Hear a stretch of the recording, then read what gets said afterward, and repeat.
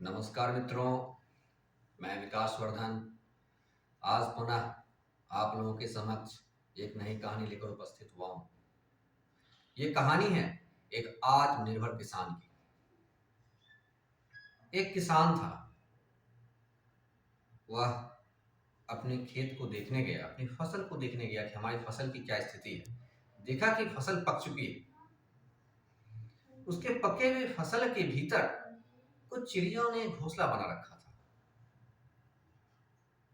इस बात से किसान अनभिज्ञ था।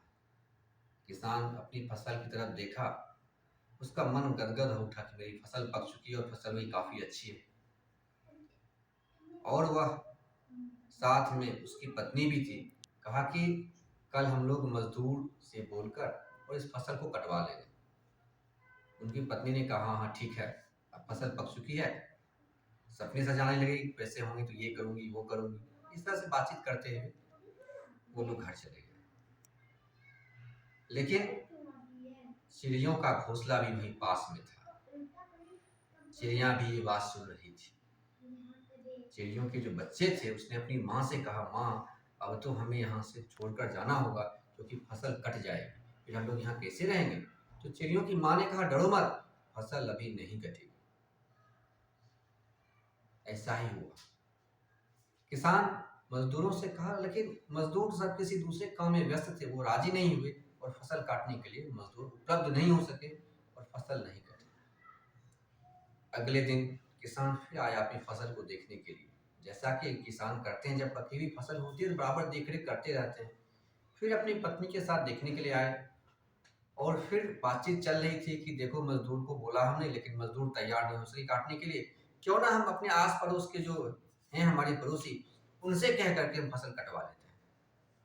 उनकी पत्नी ने कहा कि हाँ ये विचार भी सही है, तो ठीक है।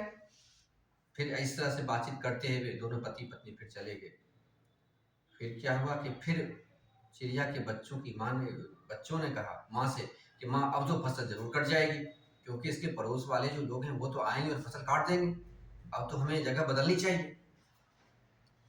लेकिन चिड़ियों की माँ ने कहा, डरो मत, फसल अभी भी नहीं कटेगी। हुआ ठीक ऐसा ही। किसान के जो पड़ोसी थे वो भी कन्नी काट गए। किसी न किसी बहाने से सबने मना कर दिया कि नहीं, मुझे ये प्रॉब्लम है, मुझे ये प्रॉब्लम है।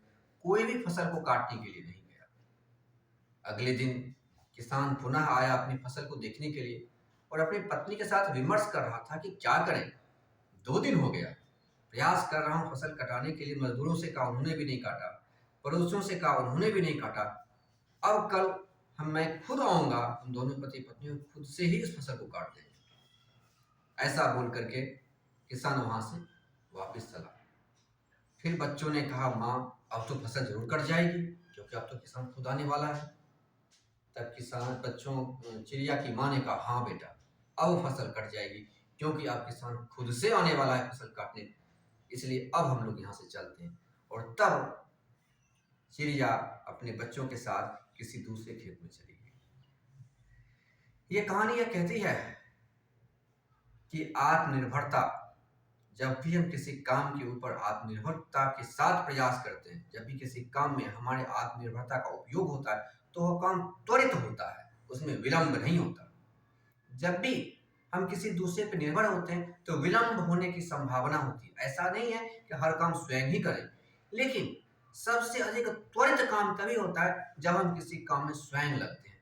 अगर हमें समायोजन करना होता है, किसी काम में बड़े से अधिक संख्या में लोगों को जोड़ना होता है, तो उसमें समय लगेगा ही। लेकिन अगर कोई काम हमें त्वरित करनी है तो हमें स्वयं लग जाना चाहिए, तभी वो काम त्वरित होगा। आशा करता हूं मित्रों कहानी पसंद आई होगी। चैनल को लाइक करें, सब्सक्राइब करें और अपने मित्रों के साथ शेयर करें। बहुत बहुत धन्यवाद।